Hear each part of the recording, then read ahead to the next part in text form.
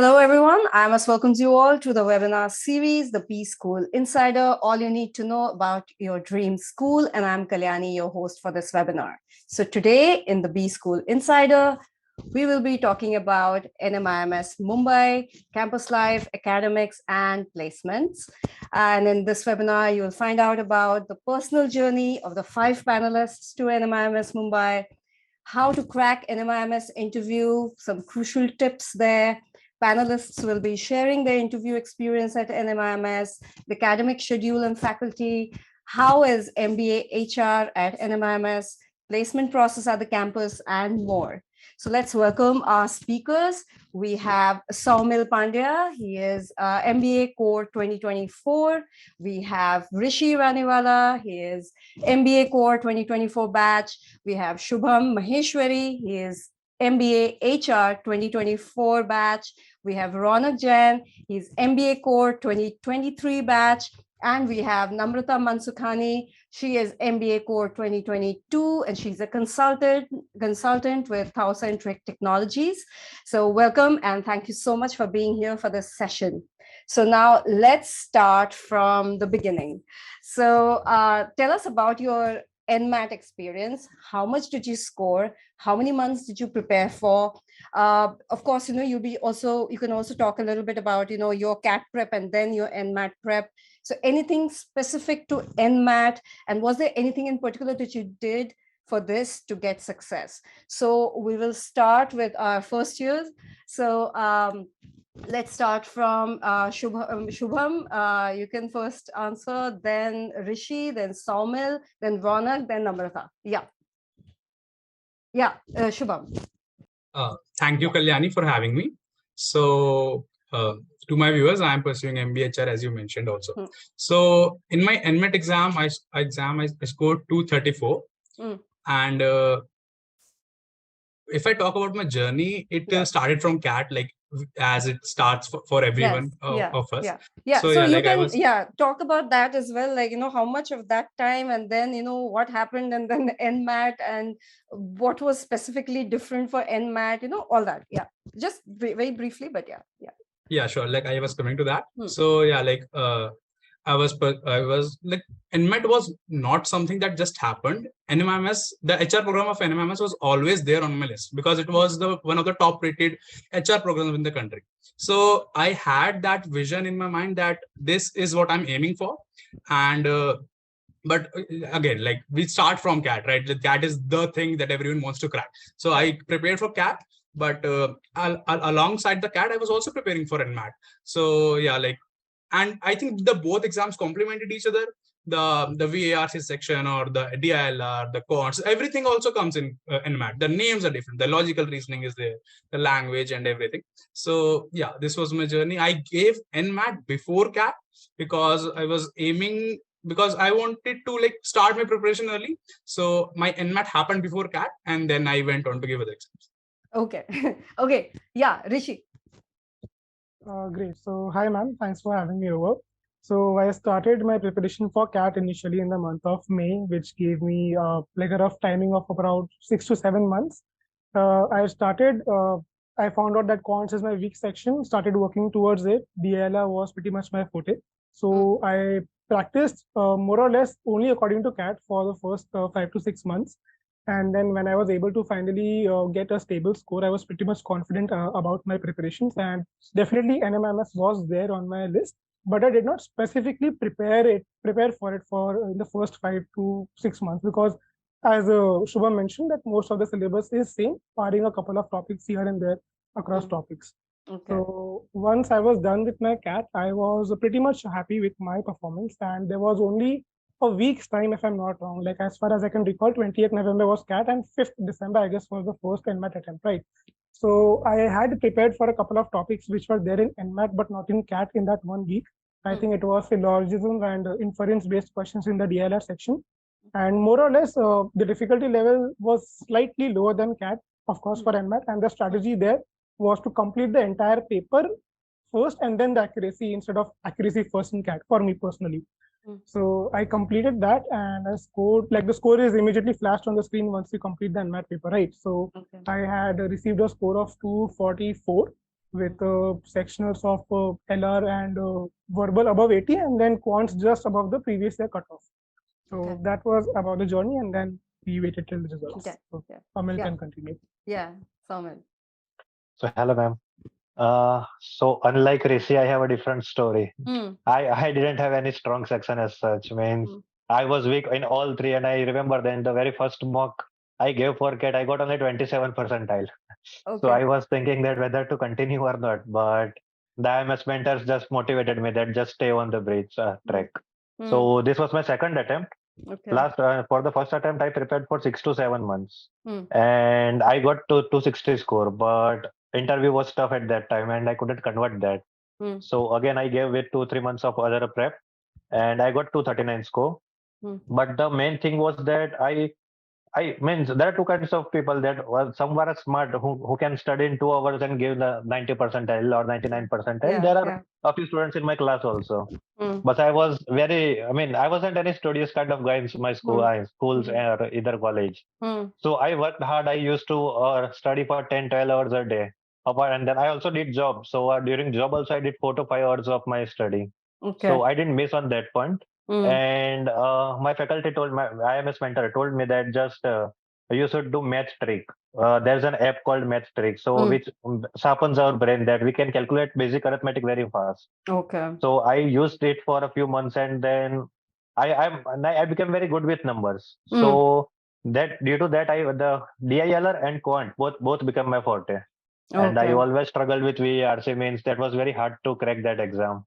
But as mentors, motivated me and just guided me that just focus on the core part. Means I was RC was tough part for me, but I had a reading habit, so the verbal part was easy for me. So I just focused on that part, and with 239 score, I just cleared the exam. So that's how it was for me. Okay. I'll come with some questions for you because there are a lot of people who will probably be able to relate with your your journey. Yeah, Raunaq. Yeah. Hi, ma'am. First of all, thank you for having me on the panel. And my journey is similar to my fellow panelists. So I started my CAT preparation in April 2020. So when the entire world was in lockdown and all. Yes. So I was lucky enough that I didn't have that pressure of doing something because I was straight graduated out of college. So I didn't have that pressure at that time of getting into college or finding some internship or work experience because everything was shut down.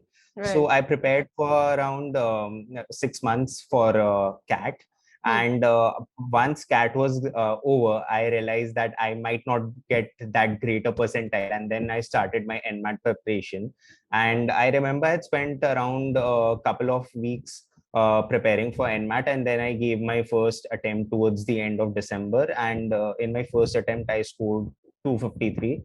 And so my main strategy for preparing for NMAT was, first of all, I focused on topics which I didn't have the chance to prepare on during CAT, for example, Silogs and etc. etc. And second was I gave the mocks which IMS has. So around 10 to 15 mocks I had given before my exam, and even the normal ones and the adaptive ones, because my year was the first year when we had the adaptive NMAT mocks. So yeah, that was my main strategy, giving mocks and then having a look at what all types of questions I was getting wrong, and then preparing on those specific topics so that in the next mock I can improve upon those topics. Okay. Yeah, Namrata. And also, attendees, we will be taking your questions after this section. So we will be talking about the interviews, the PIs as well, and then we'll take your questions. Yeah, Namrata. Yeah, hi. So I have a very similar story as Shubham. As Raunaq said, I was a person that gave non-adaptive NMAT. So my score isn't really relevant to or comparable to your scores. But yeah, my story is very similar to Shubham, and I only prepared for CAT. And for NMAT, I gave mock tests. And that's how I prepared for NMAT as well. Okay. So let's talk about the PI experience, the PI tips as well. So, you all can, if you can just jog your memories and remember what all were the questions, what kind of experience it was, and also some of the crucial tips that you can give for PI interviews? Because I think, most of our attendees, a lot of our attendees are waiting for the calls, and so that will be, I think, by the end of this month. So again, we can start from Rishi, then Saumil, then Shubham, then Raunaq, then Namrata. Your PI interview, the questions, the kind of experience, the kind of experience it was for all of you, and also if you guys were preparing for it, how, what? Yeah, Rishi. Sure, ma'am. So I do remember my NMIMS interview because it was it was not the way I had expected it to be. Okay. So like every other serious candidate, like I had a decent score, so I was like in an expectation of a course, I was preparing for the interview. Okay. And like every other candidate, I definitely went for the hygiene questions. Tell me something about yourself, why MBA, why NMIMS, and tell me about your strengths and weaknesses. And by chance, I was not even asked a single hygiene question in my personal interview. Okay. So just a background check. I am a fresher and I have a background in commerce. I did my undergrad in financial markets from Narsimha College itself. So when I walked into it was an online interview, right? So when the interview started, it directly started with a couple of technical questions on the financial background, a couple of questions on technical analysis, followed by a few questions on economics, like repo rate, reverse repo rate, qualitative measures by RBI. And like it was not a stress interview, but it was quite easy going, to be honest. The panelists made me really comfortable before the interviews even started.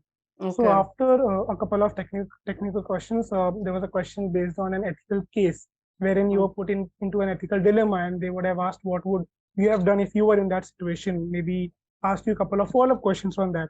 Once that was done, they indirectly asked me about the strengths and weaknesses through maybe a couple of other routes. And that was pretty much about the interview. I feel it went around for maybe 20 minutes, and there was no hygiene questions. I was a bit surprised, like, where do I portray all that, tell me about something, but I think that it worked out for the well. So that was about the interview. Okay. Yeah, Saumil. So I gave 2 interviews. So the first one, in which I didn't convert it, what I feel, I was also very confident about my hygiene questions. I prepared a lot, and I got a few questions in there. Okay. But even at that time, they asked about current market. I did textile engineering, so they asked me about a textile market. I mean, they asked me about typically budget and other news stuff. And at that time, I wasn't reading news much. Okay. So I feel that I missed on that point in the first interview. But in the second interview, I was well prepared. I mean, I analyzed budget very effectively. That I can, if I want to give suggestions or what I feel, what should be the different, even that part.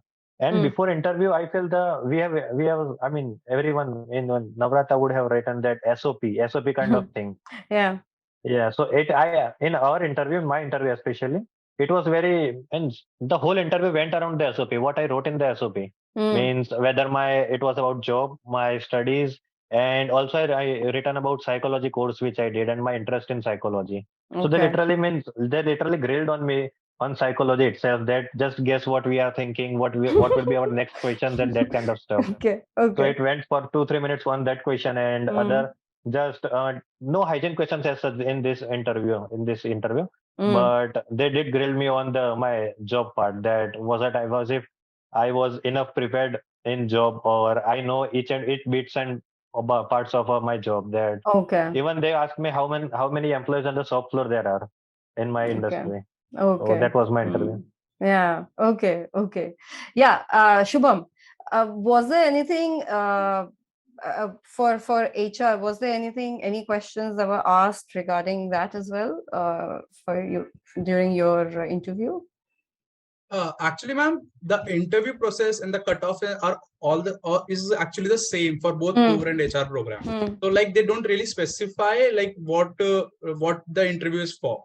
Okay. So like you will be giving the same interview for both core and HR. Both. Okay. So as Saumil said, my interview was about my statement of purpose, like what I wrote in the statement of purpose, and it felt like a conversation with the panelists. Okay. And I think what they really wanted to know is who I am as a person. Okay. They did not ask me about what is happening in Israel, Palestine, and nothing. They asked me about my work ex. They asked me what did you do? Like, what changes did you incorporate in your business?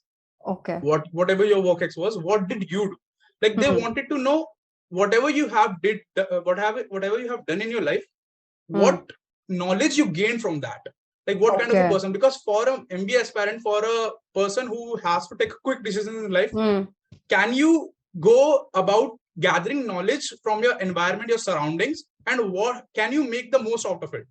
They wanted to know. So they asked me about my work ex. They asked me about my undergraduate, what I have done in undergraduate, the technical questions from that. So this was about my personal interview, and my personal interview actually went on for like 25-30 minutes. It felt like a conversation, and at the end of that conversation, he said that I wish this conversation can continue, but we'll have to like take other interviews also. Okay. Yeah, Raunaq. Yeah, all right. My interview, like the panel panelists also mentioned, like NMIMS interviews are pretty chill. And so first the panelists. So in my there were 3 panelists, 2 male and 1 female professors. Yeah. And so first they started my interview by first asking me hygiene questions. They made me comfortable. Okay. And, since I'm a fresher, they my interview mostly revolved around the graduation degree which I did, and they asked me subject specific questions. I am a graduate from economic honors, so they asked me a few questions in econometrics, and they wanted to check my concepts and all. And I had done my graduation from NMIMS itself, so they were curious about the fact that why again I want to continue my MBA at NMIMS. So, and they also asked me a few questions about the budget, because the budget was toply debated during that period of time, and also the pandemic was in its peak. So they asked me some economic related questions also for the pandemic, like how do I think the growth rate of India and emerging market economies would be there. And also it is completely up to the interviewee how he or she wants to drive the interview. So based on the answers that you're giving, they will ask questions accordingly. So I also remember, like, they asked me a question in public policy, and I was not very much comfortable. So they were very accommodative in that manner, and they asked me which kind of subject I'm more interested in, and they asked me questions around that. So overall it was a very nice experience. Yeah. Okay. Yeah, Namrata. If I'm not wrong, I had an offline interview here. Oh, okay. Yeah, that'll be interesting. So, yeah. I remember my interview process started 2 days before the actual interview. If you guys know about the IMS Achievers workshop, so we all went to Mumbai for the workshop, and were having series of interviews back to back every day, stress interviews, easy interviews, and just the next day after the 2 days workshop, there was an NMIMS interview. So for me, it was like a marathon. And I remember when you walk into NMIMS, they take your phones and things like that. But my interview started with introduction, and then they dig deeper into all the things that I said. I am into music. I had a startup, so they were asking me questions around all those things. But typically, I was just asked one question, introduction, and clarification and clarifications. That's what my interview was. Okay. Yeah. So let's take a few questions. Okay. Placement questions we'll be taking in the placement section. Okay. Experience after CAT. So yeah, everybody wants to know what exactly happened, and then how did you prepare? So who was specifically preparing for NMAT and what exactly, as in, how do you handle? So I think, the question is also regarding how do you handle the CAT prep, and then, if you did not score that well in CAT, and then, you are also taking all the other tests, and of course, NMAT as well. So what's that experience like? So who would like to take that question? Raunaq, would you like to take that question, or Shubham? Yeah, sure. I can go ahead with that. Okay. So let's be honest, like the first priority for everyone is to crack CAT and get into one of the top IIMs. Yes. And I was also one of those aspirants. But sadly, I couldn't score that great in CAT. And so I decided to give other exams like NMAT and SNAP. So yeah, I understand, like after giving CAT, like mentally you aspirants are slightly drained, and they also kind of lose hope. But my suggestion to them over here is like, it is half the game is about your mental strength. So you do not need to lose hope, and you need to be confident and have belief in yourself. And once you do that, most of the exams, it is easy to crack. And like we like all the panelists also mentioned, NMAT is comparatively easier to CAT. So right now I would suggest like just focus on mocks, focus on your basics, and you might be able to do much better. Okay. Yeah, Shubham, you want to add anything? I think Raunaq has pretty much covered everything. But as he said, don't lose hope after the CAT, because NMAT, I gave NMAT before CAT, but I scored like 96, 97 percentile in VRC and around that in QA also. But my DLR section was the least, it was the section I scored the least in. So that is something that I was always scared of. So after that, I didn't lose hope. I went ahead and prepared for ZAT. And there I again scored like a decent percentile, which was around 95, 96 overall percentile.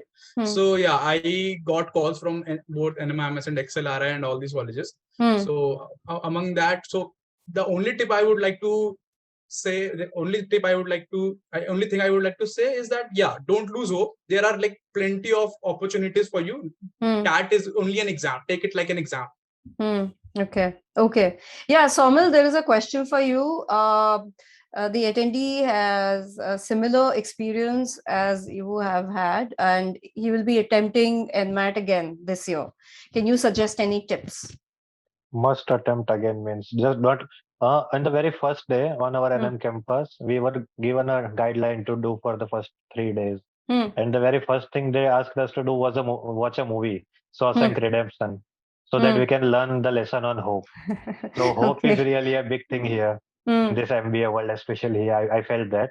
And if you have a similar profile, you should stick on that. Means even I gave this exam again. I felt that I can do better. I converted at 2-3 colleges, but I felt that I can do better. And especially as here in Mumbai, this is Mumbai, so I felt that living in Mumbai will be an additional benefit. So that's why I gave again, and you must give again. And the tip which I would like to give is that this time probably the interviews would be offline. So come well dressed, because when you are well dressed, there's a confidence in you. We have smile and confidence, and that help you a little. And also be well read, means about your domain, and especially the news, whatever the current news are in last 2-3 months or that stuff. So read on to that.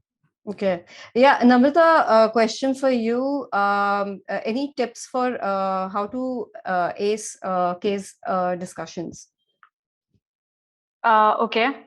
So if I remember correctly, what NM sees especially is if you're not overburdening other people, put your points very clearly, speak a couple of times, but let others speak. Try to structure the case discussion, but do not cut anyone, because it's not very messy. NMIMS CDs are not messy. Some of the placement CDs are, but here it's a very very calm discussion. So that's it. Be polite, give crisp points, and don't cut others. Okay. How does one answer why NMIMS won't the interviewers grill us on the obvious fact that we probably didn't do well in CAT? It's a very tricky one. Yeah, but this kind of a question can be asked. Who would like to take it, Rishi or Shubham? Should I take that up? Yeah, sure. And Rishi, you can please pitch in. Yeah. So I would like to say, for you it's a very obvious question, but there are people like me. There the tricky question is a tricky answer. There are people like me who wanted to get into NMIMS because, as I mentioned, it has a top rated HR program. So it was one of my preference to get into NMIMS. So the panelist there does not know that you are here because you flunked in CAT. Right. So you do not want to show that to panelists. You want to be among those people who are like me. No, I wanted to get into NMIMS. It was actually my first preference. So they just can't. You don't have to make it obvious for them. It might be obvious for them, or it might be obvious for you. But you have to show, no, I belong to this population. It was my preference. Okay. Rishi, you want to add anything?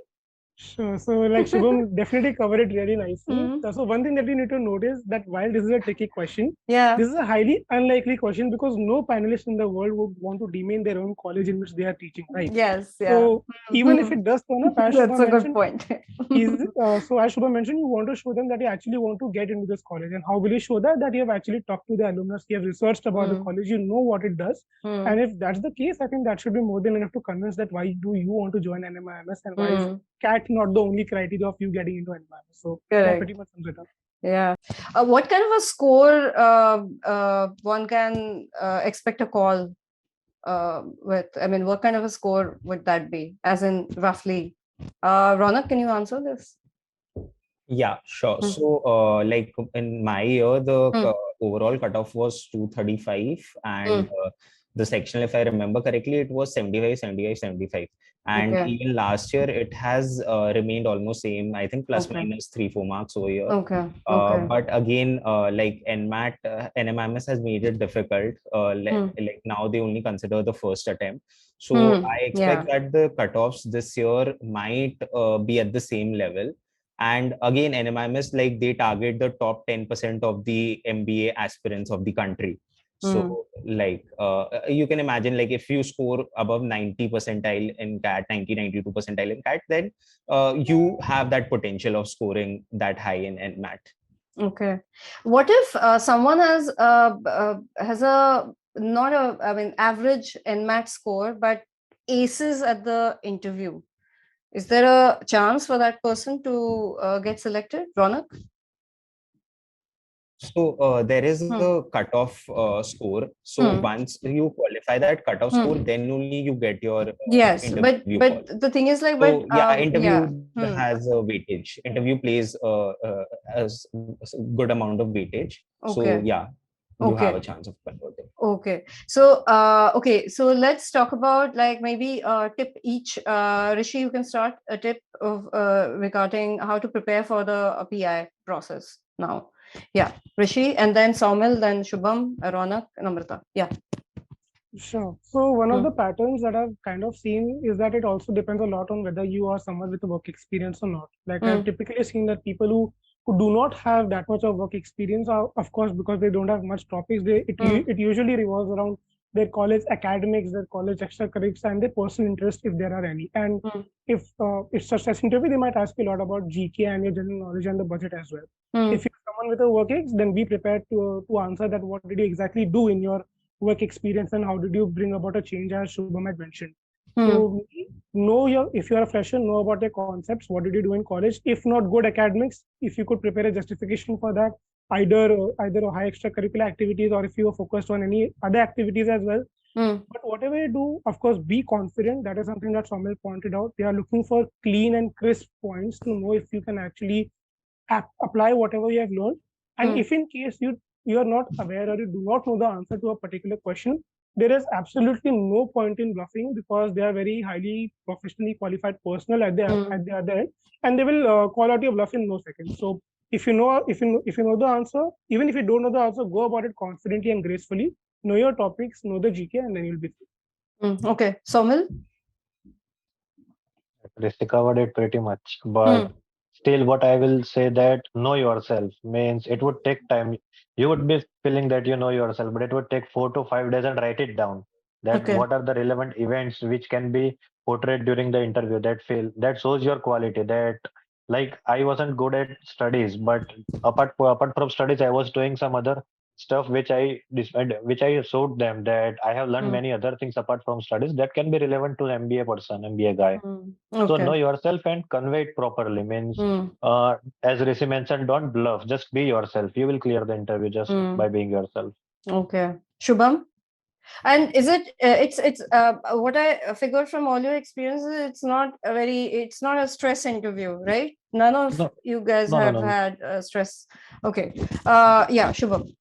Yes, adding to that and answering a question which was asked in the chat, like, won't they grill you? So no, they are the panelists. They want to get the best talent. They want to give admission to the best talent in the country, right? And for that, if they start grilling you, the grill interviews does happen. But if they start grilling you, most people will, get very conscious. And generally interviewers do not want that. What interviewers want to show us what is your best, what you can do, like show your best self to us. Okay. And that's what they're looking for. Like as Saumil and Rishi also mentioned, that you should know yourself, cover everything from your SOP, cover everything, what from your work ex, from current affairs to what you have done in undergrad. And what they want to know, as I mentioned earlier also, what they want to know, whatever you have done in life, how many knowledge you have gained as a person, how much you as a person you want to learn, whether it was from your work ex or your undergraduation. So that is one thing that I don't think they would want to grill you. They just want to have a conversation with you. That's why they ask you, like, why NMIMS? Why are you making this choice? They want to have that conversation, not exactly the purpose of this question is not to grill you, but know you better as a person. Okay. Yeah, Raunaq? Yeah. So I think my fellow panelists very well have covered all the points. I just like to add one more point, which is like, just be yourself, be confident, and they focus a lot on current affairs and current happenings. So just be aware about what is happening around the world. Okay. Right now. Yeah. Namrata, can you give us like very tangible tip, like maybe, something, they can probably, what should they be doing right now for the next maybe 15 days or so, and then, the calls will be out and all that. So yeah, what tangible something? Yeah. I think they have covered most of it, but the major part would be practicing the interviews. Sit with someone, your mentors or your other people, friends, anyone. And I think IMS gives you a document sort of question that has all the questions. So take a notebook, write down all the things that you have done in life, relate what you have done, because a lot of times we don't realize that the things we have done are needed in a course like MBA. Have helped us gain those skills. So yeah, do that and keep giving the interviews. That's the only. Okay. And I have a feeling like, probably this time again, it's going to be offline. So yeah, probably it will be a little bit more preparation in that sense, like your presentation skills and everything. Yeah. So, okay, let's now talk about the next section, academics. We'll keep taking questions. So attendees, I'll keep taking questions in between. So don't worry, your questions will be answered. Yeah. Okay. So, okay, let's talk about the academics in the sense, the electives. How do you choose the electives? When do you choose the electives? And what exactly is the process? Last year when I converted NMIMS, I used to ask, call seniors from my IMS Vadodara, that whoever converted, that what should I do in 3 months that are left with me? That what should I study so that I can be prepared for MBA? And all gave me the same answer, that the curriculum is designed in such a way that first it is, you will in the first trimester itself the basics will be covered, and then you will be going forward in the next trimester. Like for the first trimester there is basics of statistics, microeconomics, and even marketing, of basics of marketing, finance, everything. So they will build your knowledge even if you don't have any prior knowledge. So the curriculum is designed in such a way that you will be doing fine. Okay. Yeah. Shubham, Shubham and Raunaq, you can talk about the electives. Of course, you can talk about the core MBA. Surely. Yeah. So Shubham, about the so about the MBA HR program, the thing is we are taught what MBA core program has been taught, the exact same thing, plus what an HR manager should know. So we have been taught more subjects than the the MBA core program. Okay, so you guys are studying more than the core MBA guys, yeah, like the corporate finance thing and the marketing, everything that they're teaching core, we also study that. But then there are courses like competency mapping, talent acquisition, and all this, the compensation. These subjects are added in our curriculum. So the difference I would say in the first year at least is that we have more subjects than the MBA core program. The electives come in the second year. I think that is when each specialization gets heavy, like marketing and HR. Then we specifically study that specialization heavily. So that is when the electives come in. I think I am not really sure what electives are going to be there, because that is, I think we take that in like 5th or 6th trimester.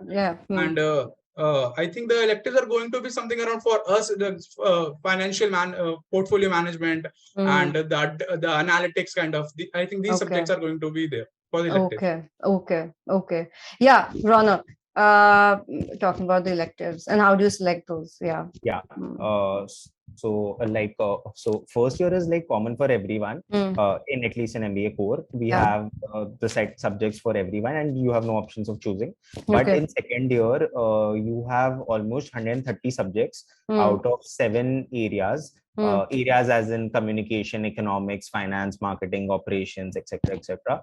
And you have to choose 15 subjects. And ideally, these subjects you choose at the end of your first year, which is like the end of the 3rd trimester, where based on your CGPA and you will be allotted some points, and you need to bid for those subjects. And it is like a complete bidding process which happens over 2 days.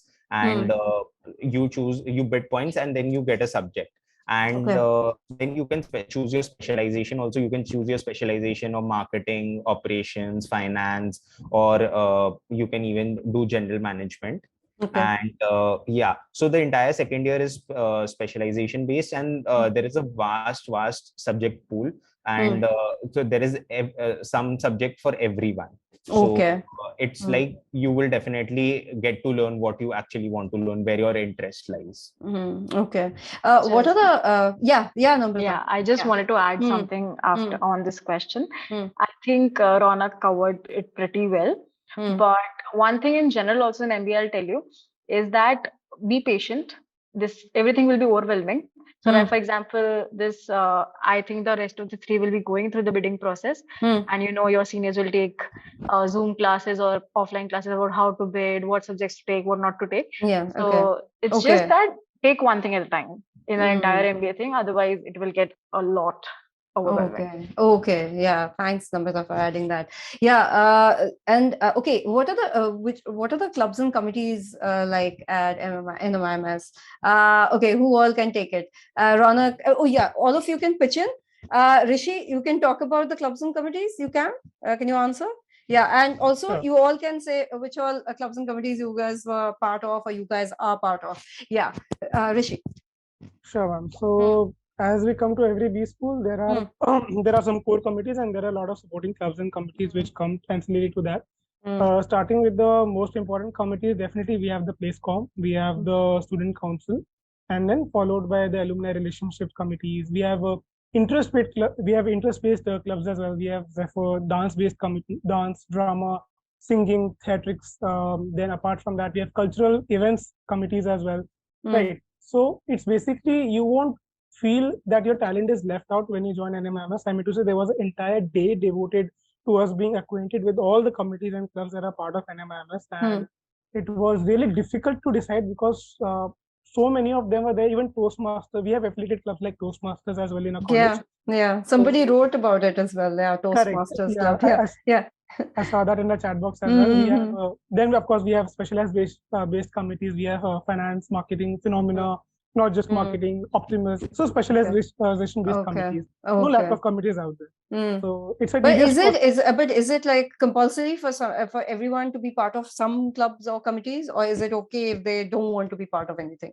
No, it's not compulsory as such, okay. but I mean to say the atmosphere is such that you will find, one person Yeah. applying to not only one, but more than 3 committees, more than they can Okay. handle. Okay. And it's an entire, it's a very chaotic and a very like surprising round, because for the entire week you are having interviews, group discussions, and a proper like 3 to 4 round or even 7 to 8 round processes for a lot of committees out there. Oh, okay. And Okay. it's really fun and exciting to see what all things can happen there. So I'm which currently one? Yeah, which one are you Yeah. part of? Yeah. So as of now, I'm currently a part of the placement committee and the Zephyr, which is a dance-based cell as of now. Okay. Placement committee. Okay. Yeah. Saumil, which one you're part of? I am part of Social Responsibility Forum, SRF. Okay. So we do the social stuff. Yeah. Okay. Shubham? So I'm currently part of alumni relations cell. So we basically maintain the relations with alumni. Okay. And I'm the so with parts Namrata of, and everybody like on the likes and we keep contacting them, we keep irritating them. Okay. So and I'm a part of Dramatics Club also, which is Rang Punch for NMIMS.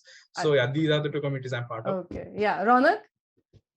So in my first year, I was part of two cells, Student Council and Alumni Relations Cell. But currently, I'm serving as the Vice President of the Student Council. Okay. Yeah. Namrata? Well, in the first year, I was in Rang Punch and Troublemakers, and in second year, I was a part of Troublemakers. Troublemakers is the music cell, music club, and Rang Punch is the dramatic club. Okay. Also, just one. Sorry. Yeah. There's one thing when you are planning to select your club's sales committees, whatever. Try talking to an unbiased senior who's maybe not part of any committee or cell, so that you don't get biased opinions in your interviews. That's it. Okay. Yeah, helpful tip for those who will be making their way into NMIMS soon. So yeah, okay. What about the student exchange program? Yeah, Raunaq, can you talk about it? Student exchange program, is there one? Yeah, sure. And Namrata, you can please add, because you were there as in as in traveling. I don't know, Raunaq, you guys have had any student exchange program because of the pandemic? Yes. Yeah. So like right now, in my second year, we did have a student exchange program where my batchmates and had gone. So we generally have it in trimester 5 and trimester 6, where students, they go through a selection process based on their CV and their grades and all. They are shortlisted, and then they have an interview round, and then they are selected for the student exchange program. And NMIMS has tie-ups with various colleges in Europe, specifically in France, Spain, and Germany. So they get to spend a trimester abroad. So basically, instead of completing your trimester 5 and 6 over here, you can complete either of the trimesters over there. And yes, many of my batchmates have gone abroad, and they say that their response has been very positive. And they get to experience a different kind of a culture. They get to learn different kind of subjects over there. And overall, it has been a very enriching and an outgoing exposure for them. Okay. Yeah, Namrata, did you go anywhere? Yeah. No, I didn't go anywhere, but we had it in our batch. And it's generally also told you, they will tell you that if you're placed, then go, because placements clash mostly with the semester abroad. So that is one thing that you need to take care of. Other than that, it's a good program, as Raunaq said. Okay. Yeah, okay. Let's talk about internship and placements. But before that, we'll take some more questions. There are like tons of questions there. Yeah. How do you justify your lack of extracurricular activities during college? So this is probably for your when you're sitting for an interview. As in, maybe, you guys can also talk a little bit about profile building tips. As in, because the thing is like, if you're a fresher, Raunaq, you were a fresher, right? So now the thing is, for an interviewer, you will probably have less talking points than somebody who has been having work experience. Is that true?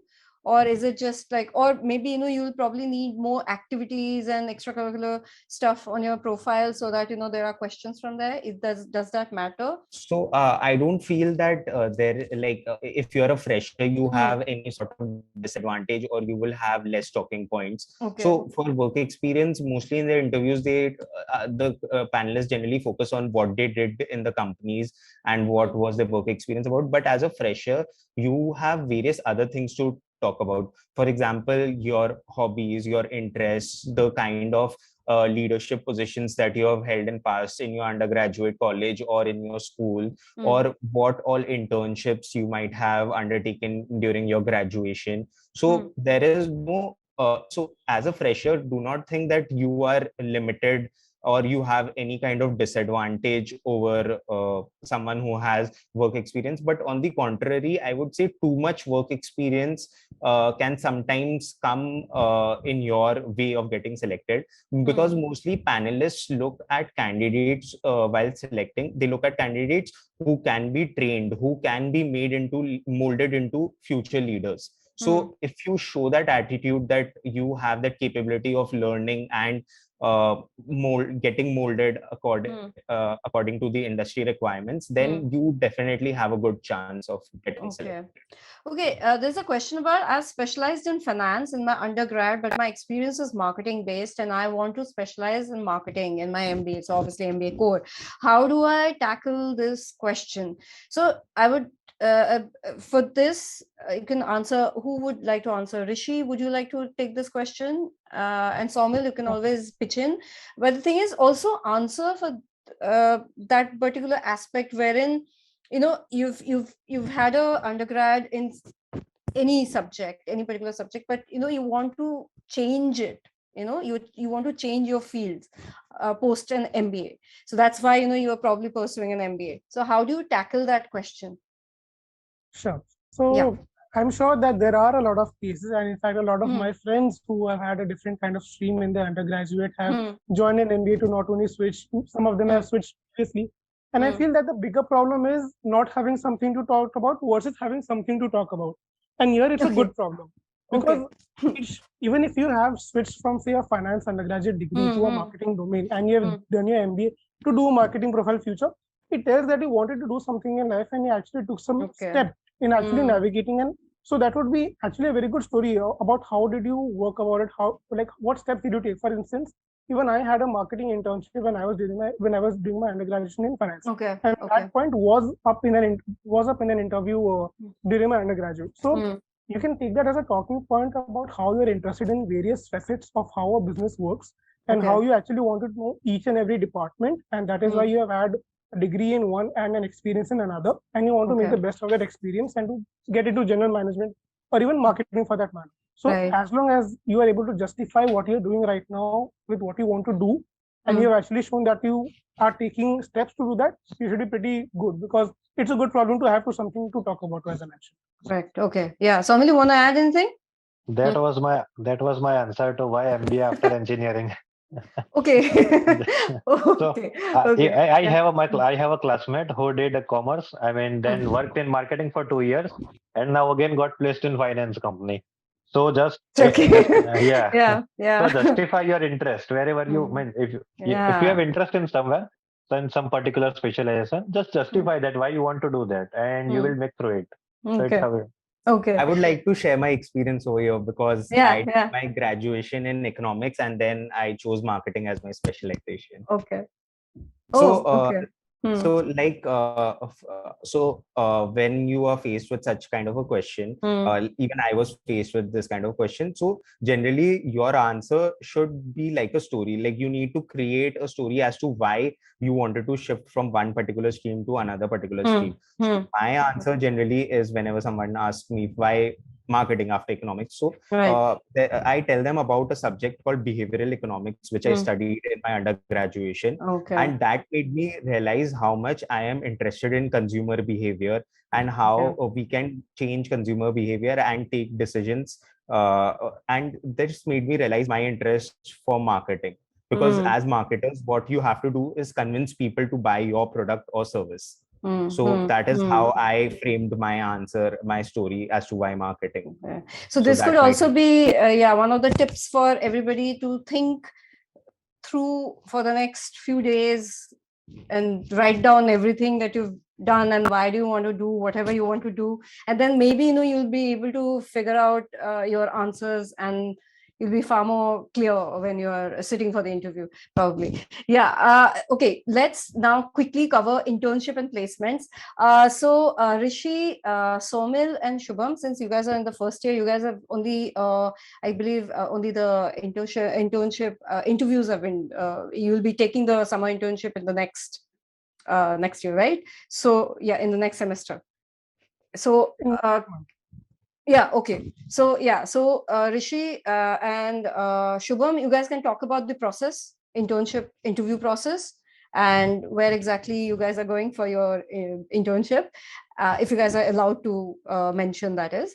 And Raunaq and Namrata, I need placements questions, answers from you guys. So Rishi and Shubham, quickly. Rishi and then Shubham. Sure. So the placement process are mostly similar as other B schools. It typically starts with a CV shortlist, wherein you are sending your CVs to the companies, and basis of several parameters, they return the shortlist. And then depending on the kind of firm, the role, and the kind of candidates that are looking for, you might be starting off with either a group discussion or a case discussion in some format, maybe online, offline. It could be as short as half an hour, could be as long as 2 hours. And then depending on the kind of technical knowledge that the company is looking for, you might be subjected to not only 1, but 2 or even 3 person interview rounds.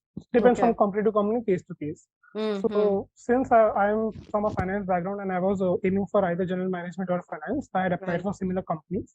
And I will be joining Nomura as the investment banking intern this summer.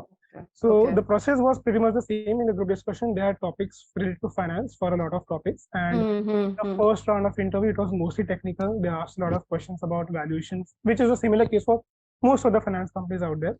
And the second round is either a business round or an HR round, because as Shubham also mentioned, companies also want to look what kind of person you are, because even if you know the technical know, are you someone who will be able to gel with the company or not? So depending on the company, number of rounds, either technical or HR, that would be about the placement process. Sometimes it can be very long and you have to wait for a lot of time, but at the end of the day, the wait is worth it. Shubham, I think Rishi has covered pretty much everything. The process, but your internship. So I'll be interning at Lowe's, which is a Fortune 35 company. It's a US company. And I'll talk about my placement process, internship, the selection process. I was given a case study, and I had to I have to go through the case and implement my solution, what I can basically do for the problem statement given. And based on that, they shortlisted for the interview, and then the interview process went pretty well, apparently. That and I'm pleased at those, right? All right. Raunaq, can you talk about the placement process? And you've got a PPO, I believe. I received the PPO. And and so you can talk about that. And Namrata, you can talk about your placement experience, and then a little bit about life after getting out from the B school. Raunaq, you can start.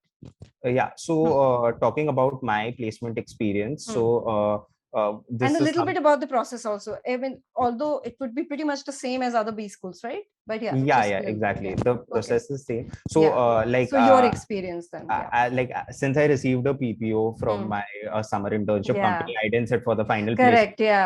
So I can't give a first-hand experience, but as I had spoken to my friends and all, so the final placements, that period of time when your final placements is going on, is super stressful. It's not something which is not manageable. It is manageable, but everyone is tense. Everyone is waiting for shortlist. There are multiple processes happening, and you can get shortlist. So that is one experience that will change, is a very significant part of your MBA journey. And before that, you will have your seniors, you will have your friends preparing you for CVs. There will be CV verifications. There will be mock interviews, mock group discussions, which will be happening inside college amongst your groups or with your seniors in your clubs and committees. So that is one period of time when you see that the college is one as a single unit. Everyone is preparing for that single placement. So it is a very good experience. I would say. Your PPO is with? I got a PPO from Abbott. Okay, Abbott. So you interned with Abbott and then you... I interned over there, and now I'll be joining as a product manager over there. Okay. So you're getting into product management. Okay. Namrata, your experience and then a life after NMIMS. Okay. So like Raunaq, I did sit for the placements, and yes, very stressful, but keeping your friends and family close to you helps. Keep preparing. I think that's the only way out. Keep preparing for every company you sit in.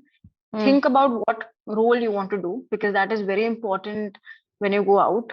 The money, the company can be changed later, but what role you get into will shape most of your afterlife from MBA.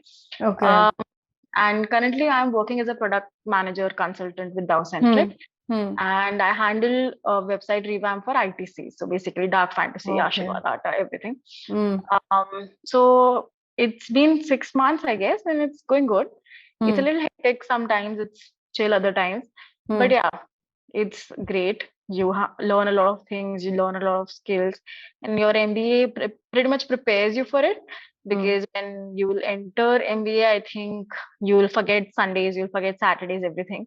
Yeah. So it's actually better when you come out of MBA. Your Saturdays are but yeah, that has been my experience. Okay. Yeah. Okay, great.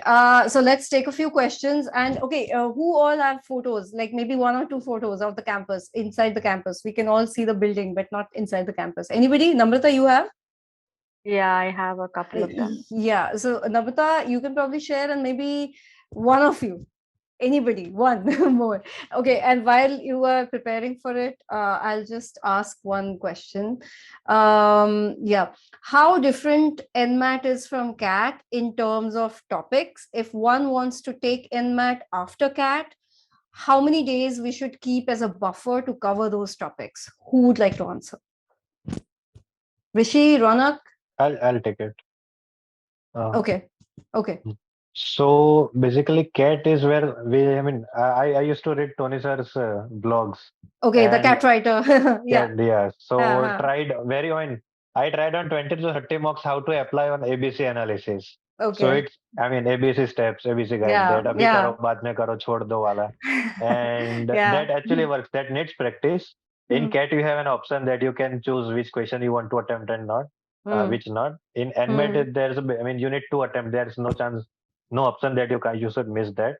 Okay. And what different, at least you should keep 5 to 7 days of minimum buffer between CAT and NMAT, so that you can calm your nerves if your exam goes little haywire. So it's that. And in NMAT, I feel that it's about speed.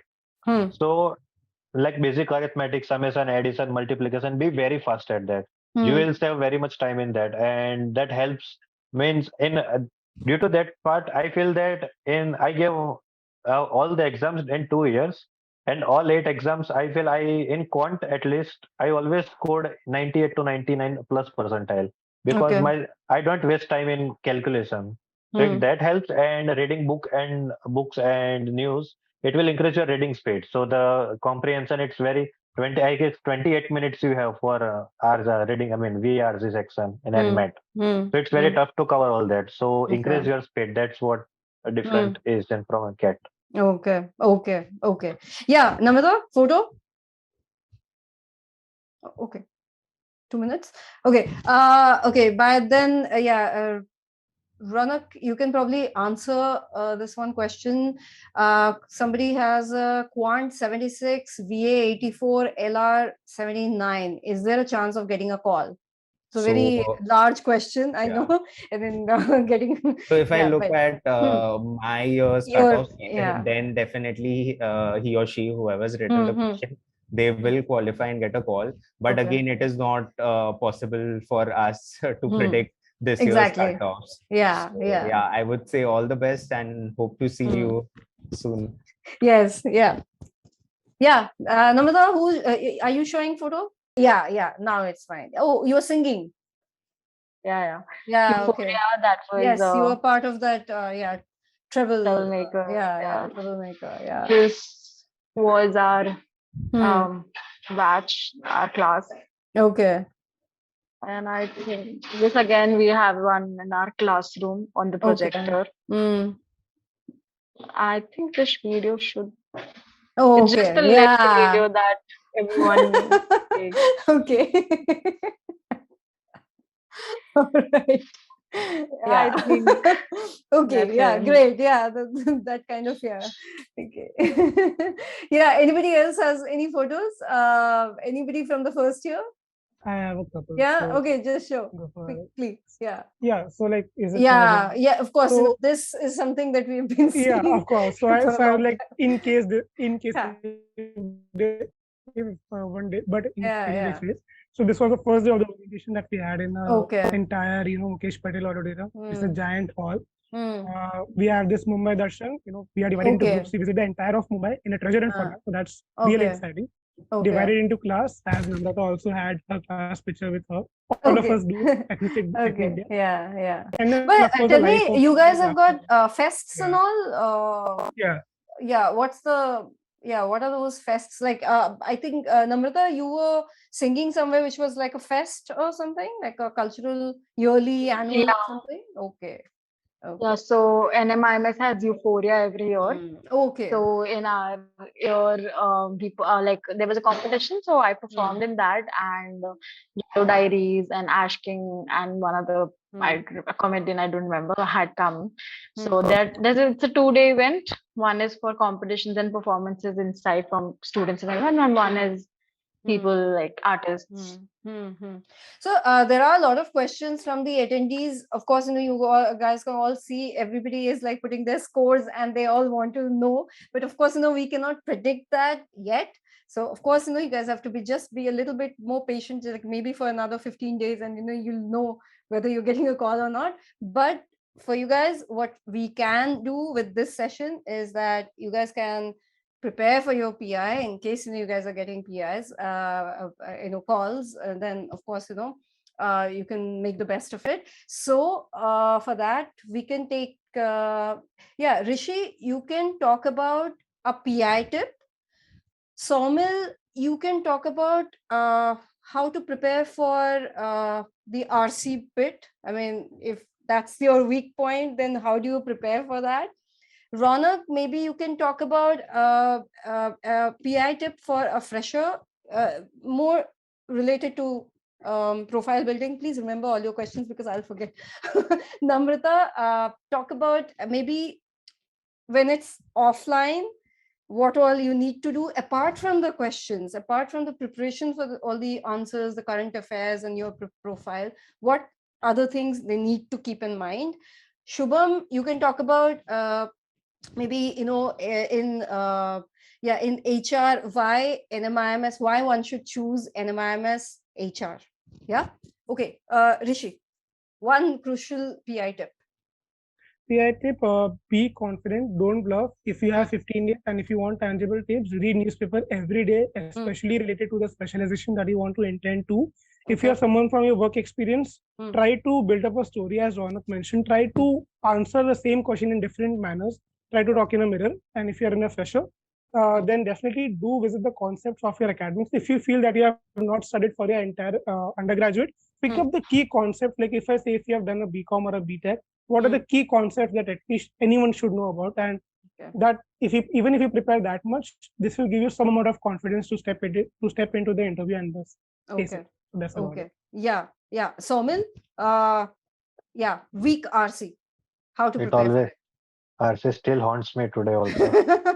Okay. So what I used to do is, first of all, I ask for mentorship again and again to the faculty. I didn't shy away from that part because I wasn't learning it till the month before the NMAT. I was very weak at RC. I my average percentile would be 55 to 60 in VARC section. Okay. Okay. But then sir told me that go very slow. Means Sridhar sir told me that get to give sectional as much as you can. Because when you analyze that for 1 hour of sectional or 40 minutes of sectional, spend 2, 3, 4 hours to analyze that what went exactly wrong and what is your strength. That like there would be some direct answers from the questions. Some would be inference and critical thinking and that kind of stuff.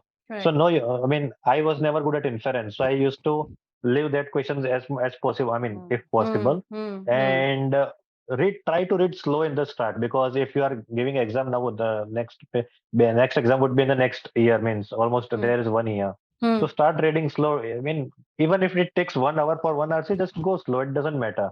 But once you have practiced enough, you can speed it enough.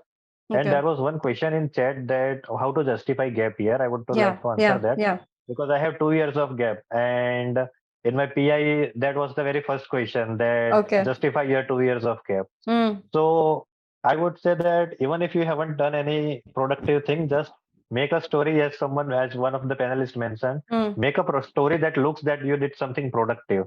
And you learned many things from that, and you can use that in the future. So I did sales during my 11th 12th, and I didn't completed that. So I was selling electronic stuff like earphones and SIM cards and that kind of stuff. I justified that I learned customer behavior and that kind of stuff. So justify something productive that you did in your gap year. Right.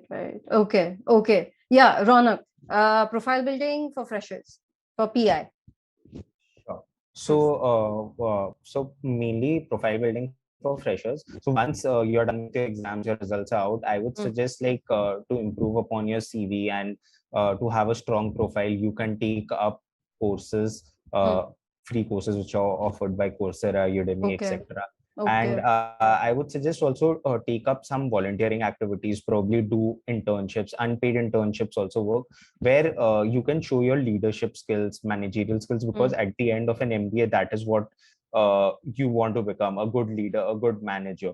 So you can take up a few internships, and if you're not good in any particular subjects, for example, this is a tip for engineers. So engineers don't have that much experience in finance, so why not take up a few courses of like basics of accounting and basics of finance, so that when you step into MBA, you are at the same level as someone from a commerce background is. But on the other hand, I would like to say that NMIMS also has these foundation courses where they ensure that everyone is on a same ground while starting their trimester 1. So that is, but again, you can take these courses beforehand so that your profile is strong. You have an advantage over others, because once you get into MBA, it is, sorry to say, but it is a rat race, and everyone is fighting for placements. So you need to have that edge. Namrata, presentation and all on the day of the interview. Tips. Okay.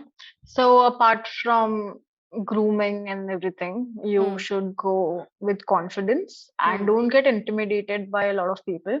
You'll see people from all the cities, all the walks of life. So just focus on yourself. You won't even have your phones. So I think that will make you more nervous, but just focus on yourself, be there, take a break, move around. That's it. And this is pretty similar to the online. Okay. Yeah, Shubham. HR from NMIMS. So I'll talk about why HR and why from NMIMS. So if you take up a newspaper and look at like what is the trending news for like past 2-3 years, you'll definitely read about the Great Resignation, moonlighting, hybrid work. Like whether do you like get into the hustle culture? And now I think quiet hiring is now the new trend. the quiet quitting, the tech layoffs, and all those things. So one thing that we can see around us is the HR as a function has gaining a lot of importance in an organization. After all, the most important asset for any organization is its people, right? And so it becomes really important to understand the people management. And NMIMS does just that, and that very beautifully. We have like this immersive learning experiences using NMIMS we have this learning experience using workshops. Okay. We have real world case studies. We have guest speakers coming in. So one day we are studying about a case study about some company, how the CEO or the CHRO handled the problem, and the next day the guest speaker, who is the protagonist in the case, is teaching us. Okay. So yeah, so we can relate to that. So all those things and the hands-on experience we get by doing live projects and the summer internship, and the one of the best advantage that NMIMS has is the location, right? The placements would be exactly. So NMIMS covers this part of it. We are relatively a young program, just a decade old. Correct. It's not that old. It's just a decade old program, but it's a very emerging program. It is constantly rated among one of the top MBHR program in the country. So that's why come to pursue HRN from NMIMS. Okay, Shubham, you sold the idea. Yeah. Okay. Yeah. So that's all we have time for today and for this session tonight, actually, for this session. And I would like to thank all the attendees and lovely questions that you guys have been asking. And all of you, if you guys want to ask more questions, specific questions to any of these speakers, you can find them all on LinkedIn, or you can send it to me and I'll forward these to our speakers. And I would like to thank all our speakers. Thank you, Rishi. Thank you, Shubham. Thank you, Saumil. Thank you, Raunaq. And thank you, Namrata. Thank you so much for being here today for the session. Thank you.